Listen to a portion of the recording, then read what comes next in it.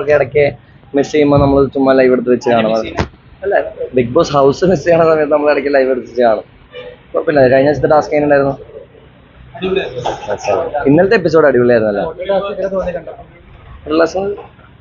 പക്ഷെ എനിക്ക് ആ സാബു ചേട്ടൻ്റെയും ശ്വേത ചേച്ചിയുടെ ഒക്കെ പോസിബിലിറ്റീസ് കുറച്ചുകൂടി എക്സ്പ്ലോർ ചെയ്യാമായിരുന്നു എന്ന് തോന്നി. പക്ഷെ നല്ല ഗെയിം അടിപൊളി അടിപൊളി കൊള്ളായിരുന്നു, നൈസായിരുന്നു.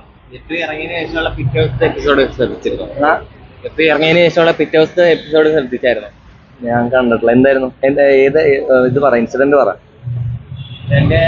ജാസ്മിൻ കരയുന്നതൊക്കെ ആയിട്ടുള്ള അത് ഒബ്വിയസ്ലി നമ്മൾ 10-60 ദിവസം ഒരുമിച്ച് നിൽക്കുന്നവര് പെട്ടെന്നൊരു ദിവസം പോണ സമയത്ത് എന്തായാലും വിഷമം ഉണ്ടാവുമല്ലോ. ആ വിഷമം, പിന്നെ ഈ കരയുന്നത് ജെനുവിൻ നല്ലതെന്ന് നിങ്ങൾ പറയല്ലേ, അത് ജെനുവിനാണ്. ഓരോരുത്തർ കരയുന്നത് ഓരോ രീതിയിലല്ലേ, എല്ലാവർക്കും ഒരേപോലെ കരയാൻ പറ്റും.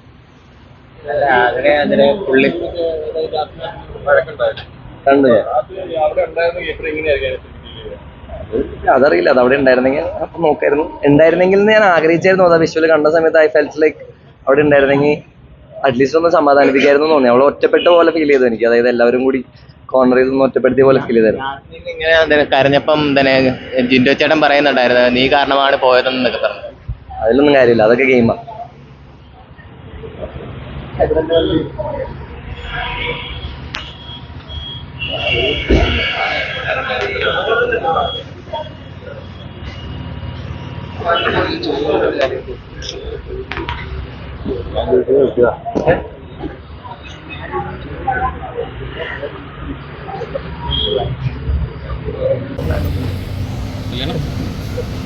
എൻ്റെ ഒരു ഫ്രണ്ടിൻ്റെ മാരേജ് ഉണ്ട് വൈകുന്നേരം, അപ്പം അതിന് പോകണം. അതാണ് പ്ലാൻ, വേറൊന്നുമില്ല.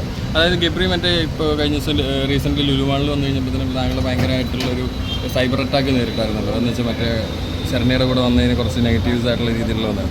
ശരണ്യയോട് തോന്നിയാണ് സൈബർ അറ്റാക്ക് അല്ലേ നേരിട്ടുകൊണ്ടിരിക്കുന്നത്, കുഴപ്പമില്ല. എന്താണെന്നാലും പറയാനുള്ള അവരോട്? അല്ല, അറ്റ്ലീസ്റ്റ് എൻ്റെ കൂടെ ഉള്ളവരെ പറയാതെ എന്നെ പറഞ്ഞു. അതാണ് ചോദിക്കാൻ പറ്റുന്നൊരു കാര്യം. അതായത് എന്നെ പറഞ്ഞു, എന്നെന്തായാലും പറയുന്നുണ്ട്. കൂടെ ഒരാൾ കാണുമ്പോൾ ആ കുട്ടിക്കെതിരെയും കുറേ കോമൻസ് ഒക്കെ ഞാൻ വായിച്ചായിരുന്നു. പക്ഷേ അത് പറയേണ്ട ആവശ്യമില്ല, കാരണം she was just A professional was working for the fashion show.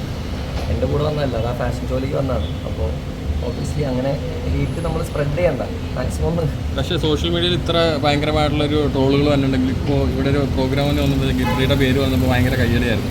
അപ്പോൾ അത് കണ്ടപ്പോൾ എന്തോന്നു ശരിക്കും? ഇഷ്ടമുള്ള ഏതൊരു കാര്യത്തിലും ഇഷ്ടമുള്ളവരും ഇഷ്ടമില്ലാത്തവരൊക്കെ ഉണ്ടാവും. അപ്പോൾ ഇഷ്ടമുള്ളവരുള്ളത് മതി.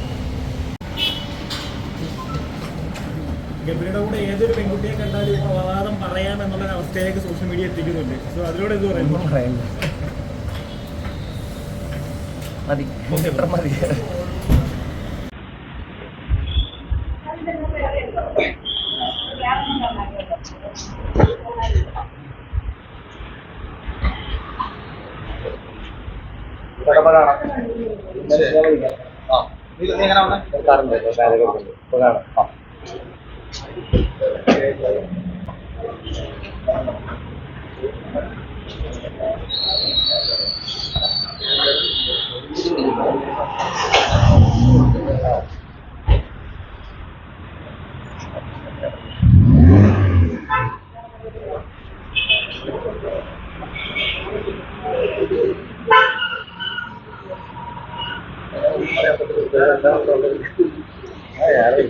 ഒന്നും ചോദിക്കണ്ട, അത് വെറുതെ ഇങ്ങനെയാ. അത് ഭർത്തമാരെ ഫോൺ പിടിച്ചിട്ട് നമ്മൾ ചോദിക്കും, എന്ത് ചോദിക്കണ്ടല്ലോ.